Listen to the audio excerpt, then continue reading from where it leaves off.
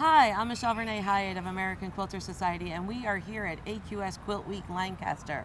I have the great honor of being with Louise Truett, and she is from Charlotte, North Carolina. She entered in our Category 8, which is our first entry in an AQS quilt show, and we are standing in front of her quilt, The Value of Prints. And so, Louise, tell me a little bit about what inspired you to make this quilt. Just fan of Prince full time from the first time I saw a video in 1982. He is fabulous. He's one of my favorites. So there's tons of hexies in this quilt. Yes. So talk to me a little bit about the technique that you took to put this together. So I really like hexies.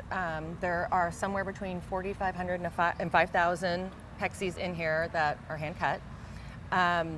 And really just started with the light colors and then would back out and then come back in. And So the value. yeah, to get the light and the dark. I think the hardest part was probably finding the fabrics with which to paint With it. the And purples, it really yeah. is, it's I don't even know the words. It's just so fabulous. Thank you so much. And then there's some really tiny hexies that are in places as well. So while there's tons of them, there are multiple different sizes. Yes, from like a 1/16 of an inch to I think up to maybe 1.5 inches for hexies, but yeah, really super tiny, smaller than my pinky nail. Yeah, I mean really small. And then you hid some little Easter eggs in here. Can you tell us about a few of those? Did, and I love it, and it's probably the most fun.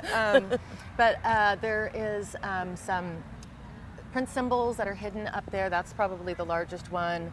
There is a hidden P. There are hidden print symbols kind of all over. And then he used to write the slave on his sheet Face, for a yeah. while. I've got that really tiny over there. So several little Easter eggs, yeah. That's excellent. And then talk to me a little bit about how one might approach this, right? Because you took a photo, was your inspiration, and then you have your love of hexies. But like, how do you even begin if you were going to give tips to someone else who would want to attempt something similar? Sure. So what I did is I took the original picture, which was color, and then I just changed it to black and white, and then assigned values to all the, number values to all of the light to darks, and then started building the color, starting with the light. And as I went through, some of my values that were very close changed and flipped and things like that. So I'd have to put it up, walk back, put it up, walk back, make sure I was getting it right. And so how long did it take you? I know as a quilter, I hate this question myself, I know. but everybody wants to know, so I have to ask. Somewhere, I think between 16 and 18 months. I'm not quite sure. Well, it is beautiful. Thank you. So this is your first entry in an AQS Quilt Contest. Yes. So did you get a nudge, a push? How did you end up deciding that you were going to put in your entry? That belongs to Sharon Thornton. She was the one that was pushing me to enter. I said she was crazy. She said, "You'll ribbon, do it. And so I did. So thanks to Sharon. Yes, you took a second place. So that is excellent. What encouragement would you give to others who are maybe on the fence about entering the contest? Do it. Do it. Do it. Just do it. I mean, it was great to ribbon, but I was really honored to be a semifinalist in my first quilt, so I'm very excited. Yeah, But yeah, that's do how it. I always say. It's just an honor to have it juried in. Yes, So yes, absolutely. It's great. You had this quilted by, Teresa Silva. okay, and so we want to make sure we give her credit Props. too. Yeah, she's done a couple of quilts for me. She's awesome. And so are you working on another piece? I am. Okay, and no, we're not going to get any tips on that, it sounds like.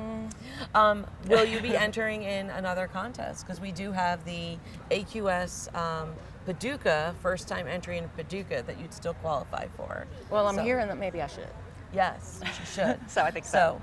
You too can enter our quilt contest. You can find out all the details on AmericanQuilter.com. Our 2026 contest is currently open. The Daytona Beach entry is fast approaching. We have first time entry in Daytona Beach, New England, and Paducah next year. So we hope to see your quilt there.